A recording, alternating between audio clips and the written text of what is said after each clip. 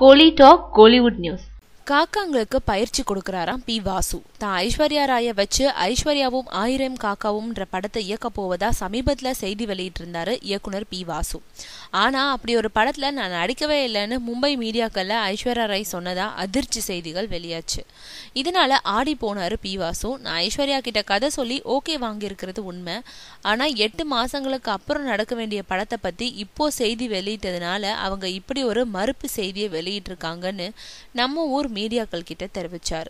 மேலும் இப்போ இந்த படத்துல ஐஸ்வர்யா ராய் நடிக்கிறது உண்மைன்று திட்டவட்டமா கூறி வரும் பி வாசு, முதல்ல என் படத்துல நடிக்கிறதா இல்ல மணிரத்னம் படத்துல நடிக்கிறதான்னு ஐஸ்வர்யா ராய் குழப்பத்துல இருக்கிறதாகவும் தெரிவிச்சிருக்காரு. இதுக்கிடையே தன்னோட அனிமேஷன் படத்துல ஐஸ்வர்யா ராவோட இணைஞ்சு சில காக்காக்களும் முக்கிய வேடத்துல நடிக்குதாம்.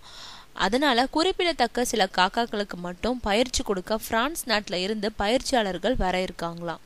அவங்க மூலமா அந்த காக்காக்களுக்கு 3 மாதங்கள் சிறப்பு பயிற்சி கொடுக்க போறோம்னு தெரிவிச்சிருக்காரு பி வாசு.